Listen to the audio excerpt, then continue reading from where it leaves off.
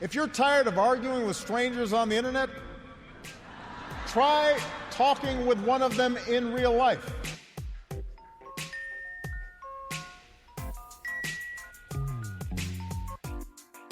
Welcome to Back in America, the podcast.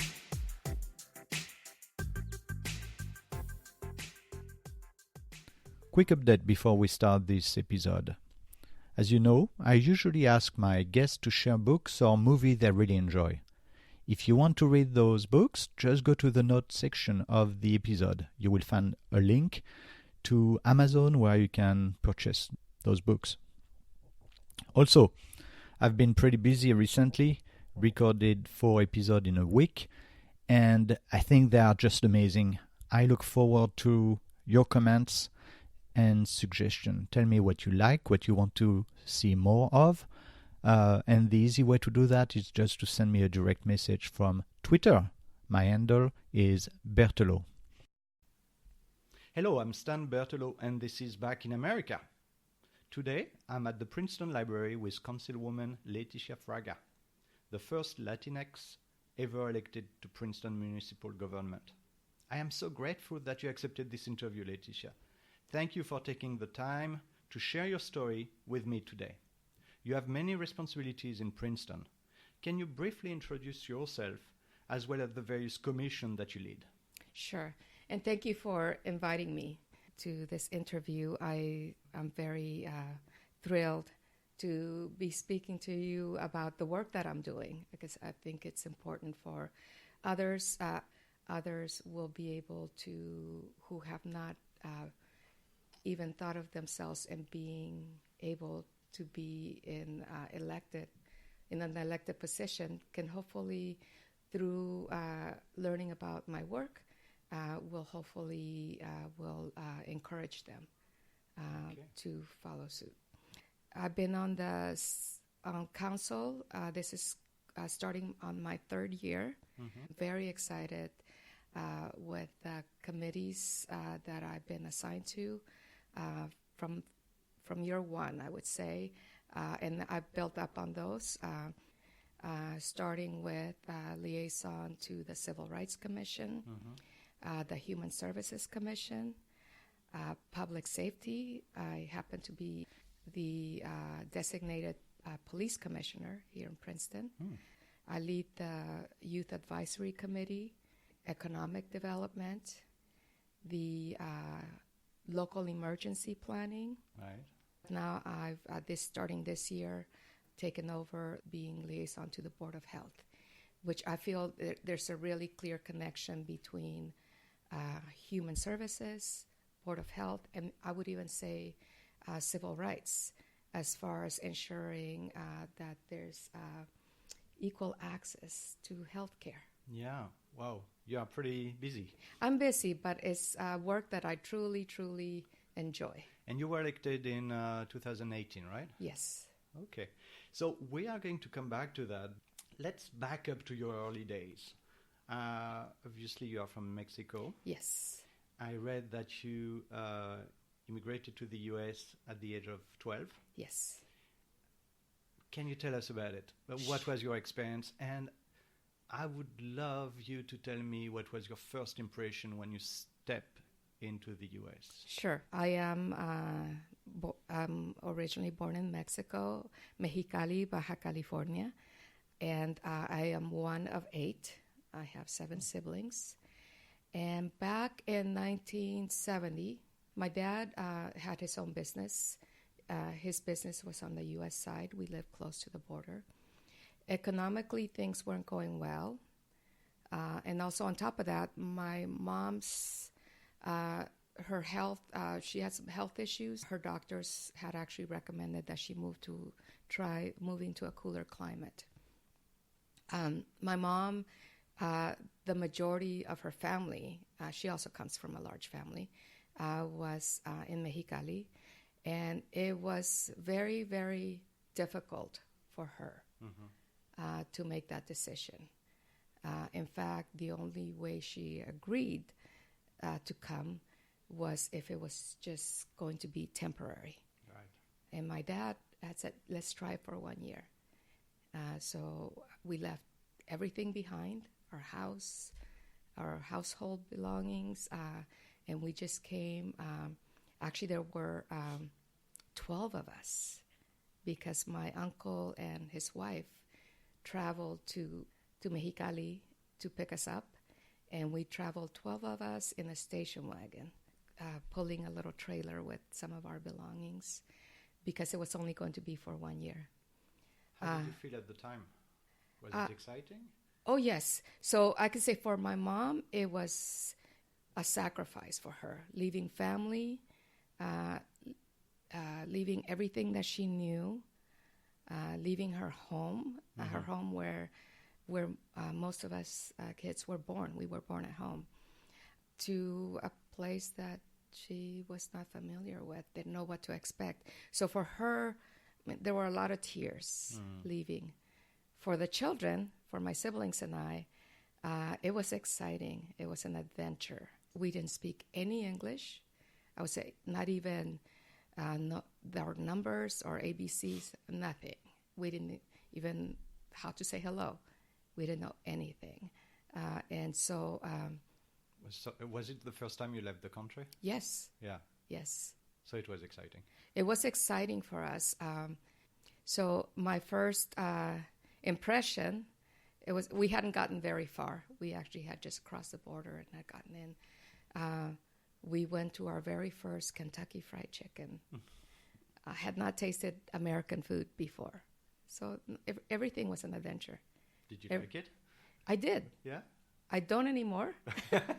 I'm more self-conscious and a healthy eater, I would like to say. So no, I did at the time. Yeah, you were 12-year-olds, right? Yes. And so, but on that note too, arriving, my family settled in Kennewick, Washington. Most of the Mexican families that lived there were migrants. Right. So they followed the crops. Our family was very unique in that we were only one of a few that actually settled there. In fact, the schools at the time, there was no ESL classes. So when we were sent to school, we dove in. We had, the school did provide for all the children a tutor for 1 hour a day to teach us English. So you crossed into the U.S. So was it legally? Yes. At the time you managed to have a... I consider myself very fortunate. My dad was actually born in Colorado, so he as being U.S. born. And he was also very forward-thinking, so that because he was a U.S. citizen, as each of us were born, we were born in Mexico, but he submitted the paperwork for us to be, we weren't citizens, but we had legal permanent residency. Okay. We could choose to live where we wanted to live. Yeah. So very forward thinking. So for us, when the decision was made to come here, it was an option that, like I said, it was very fortunate to have that option. What did you do once you got there? You went to school? Yes, we went to school. I was 12. We were also expected, just as we would have if we had been in Mexico, is to help contribute to the family. And so we went to work in the fields, except for the youngest children. How did you feel about that? I thought it was great. Yeah? No, we started off working in the asparagus fields. It was that season when we were there. But then, depending on what the season was, we also picked apples, picked cherries. In the winter time, that job I did not like. And to this day, I would not do that again. But it was a job. We worked in the vineyards, pruning the vines. So doing that, a lot of scratches and doing that in the cold, that was not my favorite. Did you work every day? Yes. Yeah, from 3:30 to... No, actually it was earlier. What? We would go before school. Wow. So just as the sun was rising, we would go to work the fields. And then after school, we would go back again. But always our parents ensured that we did our school work as well. So we did it 7 days a week. And what do you think that taught you? Not only taught me the value of earning a living, responsibility, and taught me to appreciate what we have. Right. At the time, we were working early on when we were in elementary and junior high. We were what we earned went towards the family fund. But then once a year, even with 8 kids, my parents managed to take us on vacation. Yeah. We went to Disneyland for the first time. Really? And we even traveled back to Mexico to visit family in the city. Yeah, so you kept friends in Mexico, right? Yes. What yes. would you tell them? Did you write to them? Well, if it had been social media, I would say yes.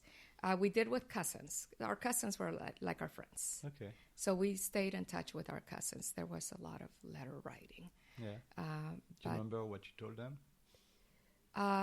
Everything we were doing, our experiences, shared our experiences with them. I would also say that as far as the values that we were taught, it's just something that it concerns me in the younger generations, that even for my own kids, that sometimes I'm concerned that things come too easy for them, Right. and that it's not benefiting them.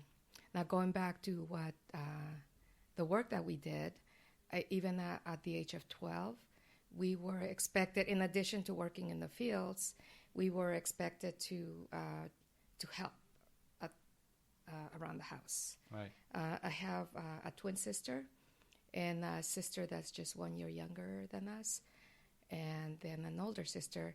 And all the girls were expected to take turns cooking. One would cook, one would do the dishes, and then another one would make the tortillas, because we were expected to make homemade tortillas every single day. Well, yeah. So you learn how to cook, right? Which Learn a how lot to of young cook. people don't know. Exactly. And then on the weekends, we had to take turns cleaning sections of the house or doing the laundry. Now, what didn't happen was because of whether cultural or that's how my parents had been raised, only the girls had those responsibilities. Right. The boys, their responsibility was to take out the garbage once a day. And that's it? Once a week. And yes, and there's 3 brothers, 5 girls, 3 brothers. So when I got older, when I had my own family, I actually made the statement, ours is going to be an equal opportunity household. Okay. Because I don't see it as right. I see it as an opportunity, because my children, I wanted both the girls and the boys to learn how to do things for themselves. Right. We are going to come back to that, because as you say, you are a woman. You are a woman from Latino origin. And I'm sure you have a lot to share about your experience in the political world. Before we do that, let's stick to the early days and your work in the field. I printed from your website this picture. Oh, great. Can you describe it to us? That day, I think that was the end of the season. Okay. And we had cleared the fields and gathered all the dry brush. And this is in eastern Washington, where it's very desert-like. We get tumbleweeds. There's actually recently there was a tumbleweed avalanche where cars were buried under tumbleweeds. We actually would, just for fun, make pretend snowmen out of tumbleweeds by stacking them up and dressing them. But this, after we had cleared the fields and picked up all the brush, I remember there was a fire pit where we burned all the brush, and I got too close to it, and for a while there I was without eyebrows. Wow. But there's instances where I can laugh at now. Obviously it was dangerous at the time, and some of the things that some of the situations that we would sometimes find ourselves in. But now, I honestly believe that everything that I've experienced. When I talked about working in the fields, even in grade school and getting up before sunset, I don't refer to it as woe is me, poor me. I thought, I still just like coming here. It was an adventure. Mm-hmm. It was character building. Yeah, so you came here at the age of 12. Yes. You went to school without speaking a word of English. You learn everything at school. Yes. You had a tutor 1 hour a day. You worked before school in the field. In your house, you were expected to cook, to clean. The boys, their only job was to take the trash out, right? And you just told me that this is something that you want to see changed in your own household, Yes. where you want everybody. How many kids have you got? I have 5. 5 boys and girls, right? I have 2 boys and 3 girls. Right. Three of them are adult with their own families, Mm-hmm. and then my youngest 2 are twins. Okay. 15-year-olds that are still at home. So you definitely have a view on what it means to be a woman in Yes. this country, Yes. and what it means to be a woman from Latinx origin. Yes. So let me say first, as far as Latinx woman serving in elected office, it's not something I ever even imagined. It's not something I even dared to aspire to. So it's not something that I would say growing up. I said to myself, this is what I want to do when I grow up. Mm-hmm. I would even say even as an adult, I would often joke, I still don't know what I want to be when I grow up. Right. And as far as politics, I can honestly say that I did not choose politics. Politics chose me because of the opportunities that I had throughout my life that took me different paths. So everything that I've done, it wasn't until someone that was some of our who were in office at the time encouraged me to run for office. And, well, I was flattered, but at the same time... What did you think? Me? That's what you thought. Me? Why me? Can I do it? Can I do it?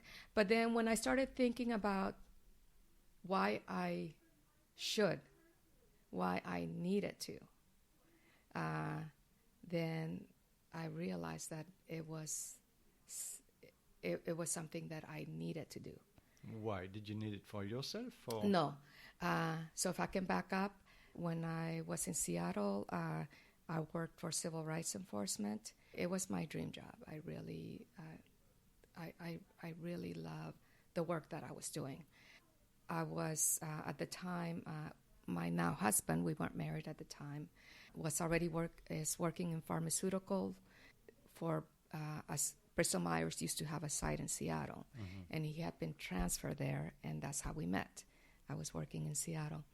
BMS closed that site, and he was given the opportunity to transfer to New Jersey. He's originally from New Jersey, so for him it was a no-brainer. For me, however, we weren't married yet, but still we were together. But for me, was able to empathize with what my mom went through. A job that I loved, my family, my siblings, my adult children. I have grandkids. I have 9 grandkids, by the way. Wow. They were all there. To leave that behind was really a difficult decision for me. In fact, when he did convince me to give New Jersey a try, I actually only took a leave of absence from my work. Like your mom, right? Like my mom. I took a 1-year leave of absence, and I thought, I'm going to give it a try. But to be quite honest, when I came to Princeton, in the beginning, I didn't have a warm and fuzzy feeling about being here. My impression was that the people were very cliquish, and you didn't feel welcome? I did not feel welcome. In was fact, was it because you weren't from there? Was it because you were of Latino origin? I don't know. It's just a sense. And just to be clear, something that I'm very sensitive about is being too sensitive. Okay. So I'm often second guessing myself. Like, am I being treated this way? Am I being talked to this way because of I'm Mexican? Because I'm a woman? Or am I being too sensitive? But you could still make the difference between how you were treated in Seattle. Oh, yes. And no. how it was here. Seattle, I already knew, was very progressive.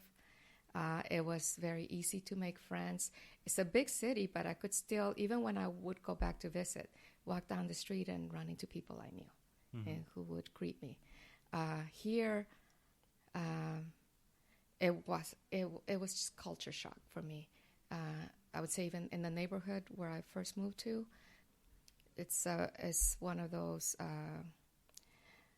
private communities that are, the homeowners association, the whole works.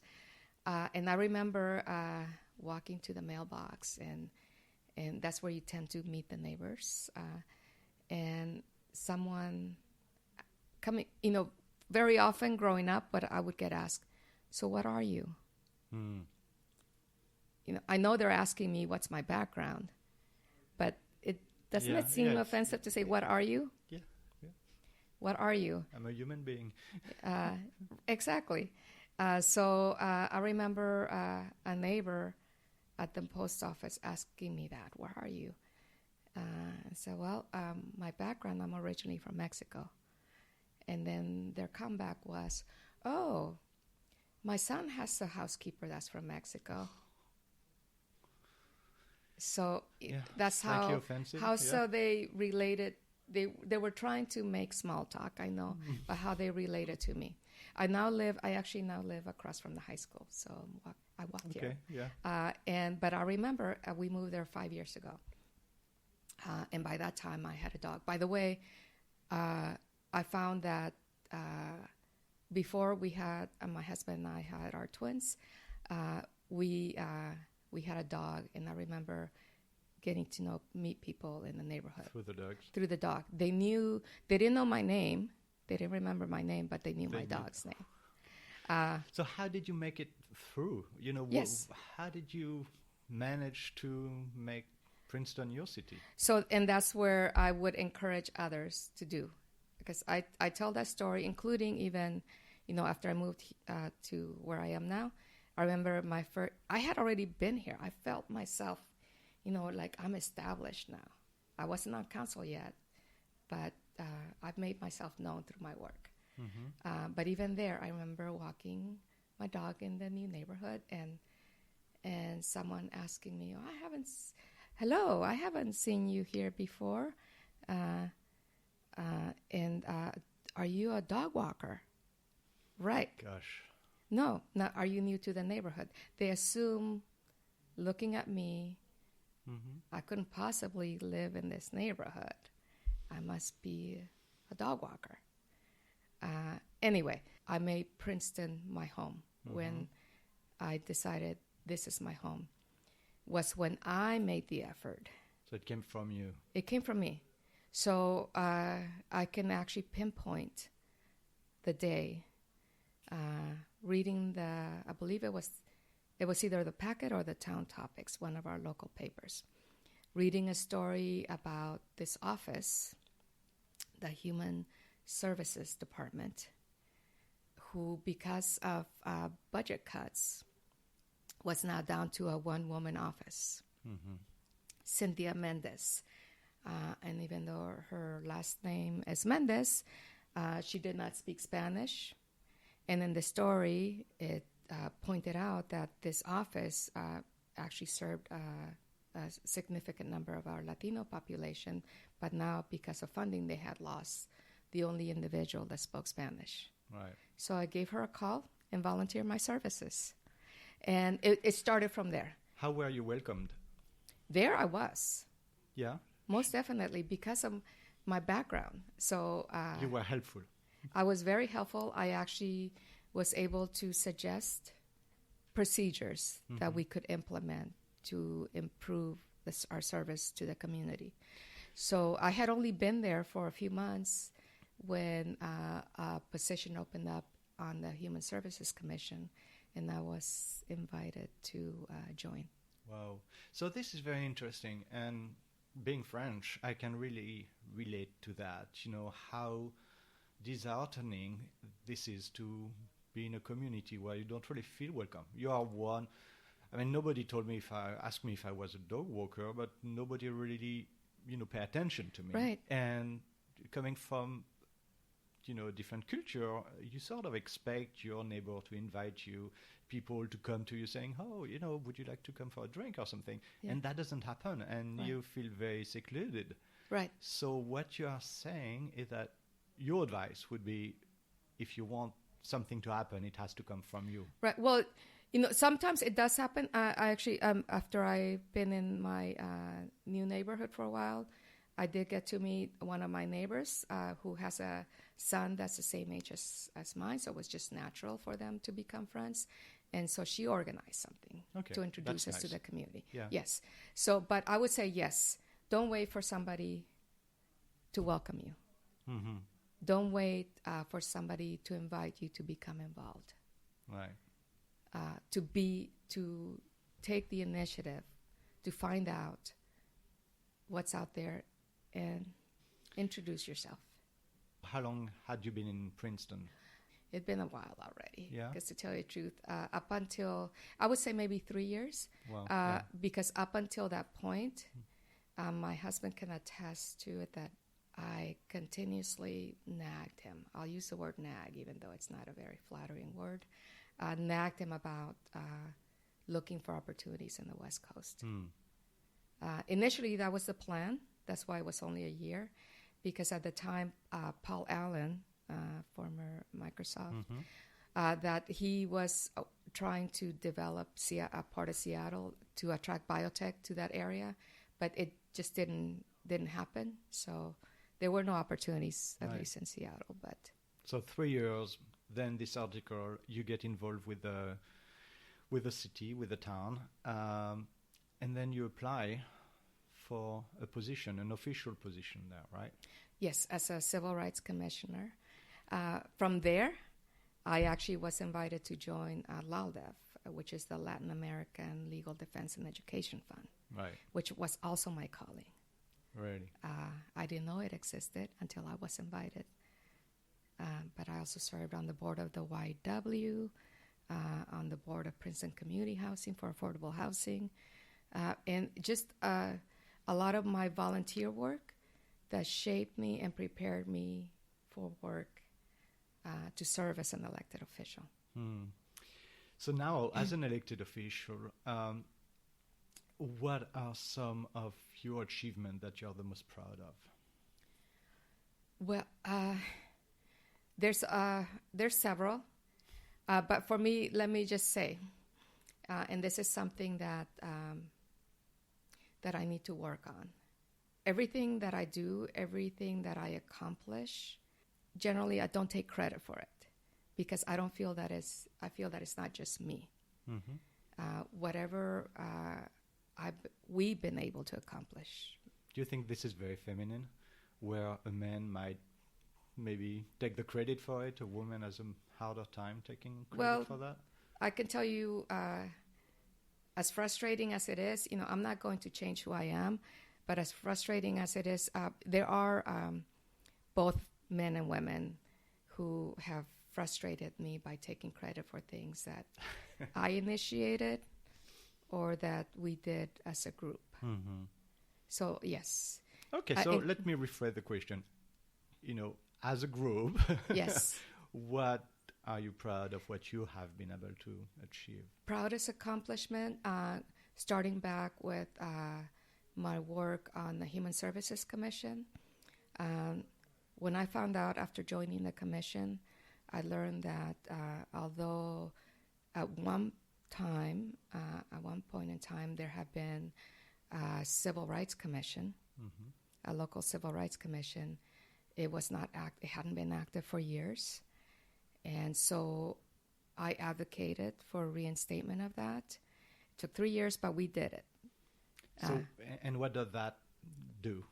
The Civil Rights Commission is here to advocate for policies, to make recommendations to mayor and council on policies that advance equal protections and equal rights, and including, most recently, was enacted the gender-neutral bathrooms for all our within Princeton. Last year, the Civil Rights Commission also advocated for, and council and mayor passed a resolution to establish Indigenous Peoples Day. Mm-hmm. I read that yes, in October. Yes. So the commission, although they don't have the power to enforce civil rights, it is there to provide guidance and assistance. And when there are issues, when someone's experiencing an issue, whether through work, through housing, or place of public accommodation, they can come to the commission, and the commissioner, there's a subcommittee that's available to help facilitate with conflict resolution. Okay. What are some of the key projects you're working on at the moment? Well, one that I would like to continue working on, one is a domestic workers bill of rights. We do have wage theft protection that mainly covers day laborers, but also our workers here in Princeton. But there's nothing in writing to protect domestic workers. So we'll be working on that. One of the major ones that is really important and I'm very focused on is the upcoming census. Yes. Because in educating and doing outreach to ensure maximum participation, because not everybody realizes that what our numbers are locally will determine representation in the legislature, but also the funding that is available to us, including for school lunches and for grants and projects. But that seems, so not knowing how it works, it sort of seems a no-brainer, right? You fill up a form, you declare how many people live in your household. Yes. And you've got a clear picture of how many inhabitants you've got in the town. Correct. However, and this has been historically, this happened in the 2010 census, is that historically there are populations that are undercounted, and that would be, I would say, number one, our immigrant community, but also up there are our families, individuals of color are also undercounted, and the other major group that's undercounted is children 5 and under. And why is that? I would say for immigrants and people of color, communities of color, I would say lack of trust. Not trusting in the government. In the government. They might be how illegal, is this and they're afraid to be kicked Well, out. definitely for the immigrant community, but for others, even those that have legal status, just lack of trust is how is this information going to be used, especially under this administration. Not to get political, but I would say especially under this administration, who already tried to suppress, I would say, participation by trying to introduce a citizenship question, which is not going to happen, but I feel the damage was already done, that there's those that will be afraid to participate. So what do you do to change that? So something that I would like to build on already, another one, as we talk, I think of other accomplishments that I'm proud of. So starting with my work on human services, I initiated some community events I would refer to them as community building events to help build trust with our communities. We do a Loteria event, which is Mexican bingo. It's a very popular event. that we started out by holding it at the Y. The YW hosted it for us. But twice already, the university's art museum hosted it for us to let folks know that this museum is for you too. No, it's open to everybody. It's a fantastic museum. It's a fantastic museum. We encourage everybody to go see it, right? I will share with you the picture, just how, oh my goodness, it was, to me, it made my heart swell to see the picture of, we had, at the very least, we had 50 participants, but we've had more, up to 100,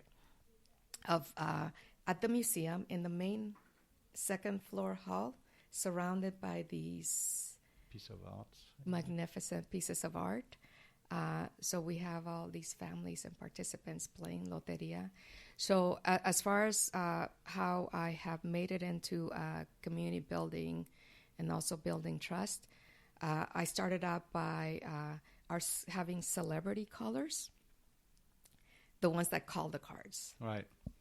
So what we kind started. of celebrities? So Local celebrity, celebrities? well, I call them celebrities, but the very first one was our mayor.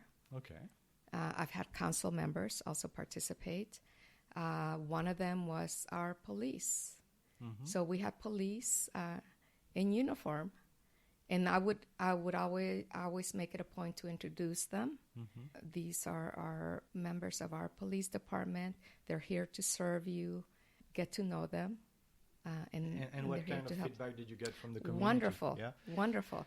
So that's your big project. That's a big project. Yeah, I would say that's the major one that I'm focused on. But there's others. One that I'm hoping for years I've been advocating for. One thing that I've learned is that yes, we all share the same values, but we may not always have the same priorities. So as an individual, it's not easy to get things done unless you have others join in working and moving forward. So one of that identified years ago, I mean, and it should be obvious to everyone that lives in Princeton, that here in Princeton, we only have one laundromat. It's on the other side of town at the shopping center. However, most of our community that is in need of that service lives on the other side of town, in the Witherspoon Jackson. Right. The majority of them don't drive. Right. So, especially where I live now, that's a shortcut. So I see them year-round, even in the wintertime, summertime. The young men on their bikes carrying big duffel bags with their laundry. I see women with their strollers loaded up with laundry bags and walking with the children behind them to go to the laundromat on the other side of town. Liliana is one of them that has shared with me how, for a while there, she would hear from teachers commenting to her, would you please talk to this family because their children are, they're coming in, their clothes smell or they're dirty. Can you talk to them about the importance of hygiene? Well, they don't take into consideration and realize that when the families don't have access to a laundromat, they most likely are not going to do their laundry as often. On top of that, it's expensive. So, again, not as often. So it's an issue that, to me, it's so evident that we need to address. And are you addressing it? Well, I'm working on it. I guess the issue as why no one has stepped up yet is because it can be very costly too. The hookup fees, the sewer hookup fees. Oh, okay. Yes, I heard as high as $10,000 per machine to hook up to the sewer. Whoa. I'm looking for opportunities. Could even be a public-private partnership, including, I won't get ahead of myself, but I see that there are opportunities coming up now that the municipality is set to build more affordable housing. If there's something that's within the area, can we look at those sites and see if there's something that's more accessible. I believe we are getting at the end of this interview. I would still like to ask you a few questions. Sure, please. And the first one might be, what keeps you awake at night The current state of affairs. in this What's country? in this country. I felt that times where this is surreal, I'm going to wake up from a dream, because this doesn't seem that this is happening in our country. I think many of us were not expecting it. You mean Trump being Yes. elected? Many of us, honestly, myself included, didn't see the writing on the wall, didn't think it was going to be possible. In fact, I was ready to celebrate first woman president. So that evening, when the numbers started coming in, there was just this sense of dread. This is the first time where I literally felt sick. Right. I felt sick. I could not sleep all night. That night, and if I felt sick, imagine our immigrant community. I had individuals, because I'm very accessible to anyone that wants to reach out, and they have my cell number. So I had individuals reaching out to me that night, texting me, do you know any churches that are open, because I feel I need to go pray. Wow. When I hear something new, something that is really attacking our way of life, attacking our, the values that we all know, the value and the things that we come to expect from our country. That keeps me up. So that brings me to a question that I like to ask in this podcast, which is, what does it mean to be an American? To be an American, for me, I can say, as one that was not originally born, naturalized citizen, it was the proudest moment in my life. What it means is to have opportunities that I may not have had in my country of birth.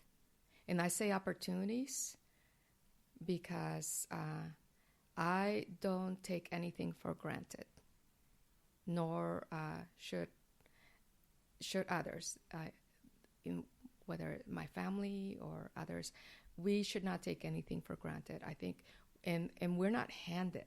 Even those that because of the situation they find themselves in is in need of public assistance, we work for it.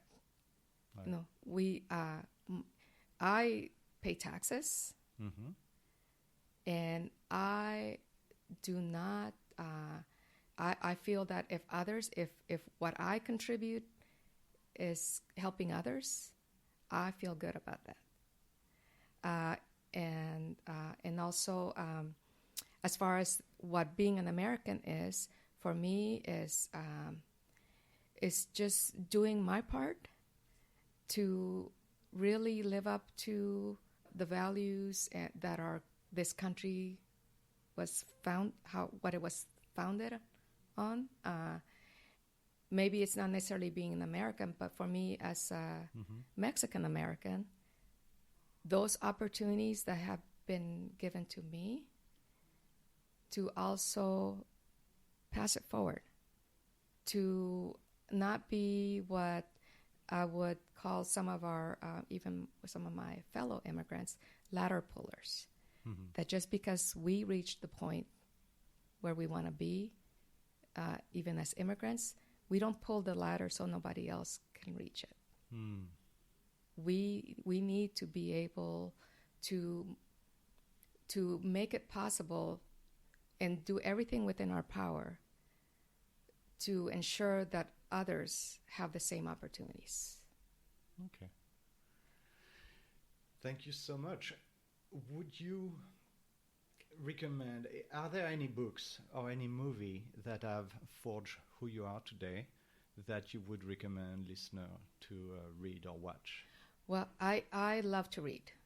So there's been several books that have been, for me, have been very meaningful and have made an impact.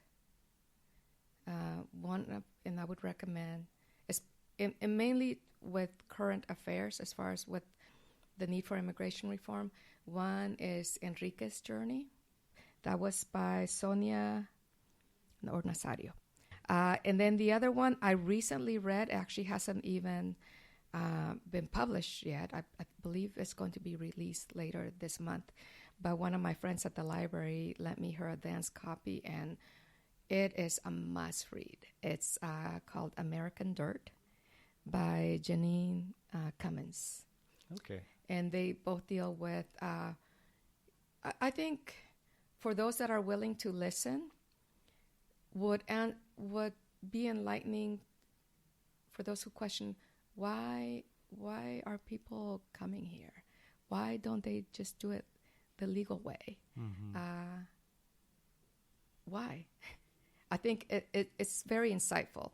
Okay. As far as that. But another one, if I can add another one, the title is Hitler's Willing Executioners. And it's a dry read, but what I got from it is that, and something that I keep reminding my own children and grandchildren, is to not be a bystander. Mm-hmm. Just because we're not the ones that are, whether it's children bullying, whatever the situation may be, to not be bystanders. To take a stand. To take a stand. As an example, my children. They may not be the one that are the ones that are excluding someone, but if you're not including them, It's the same. it's the same. Right. Huh. That's very deep.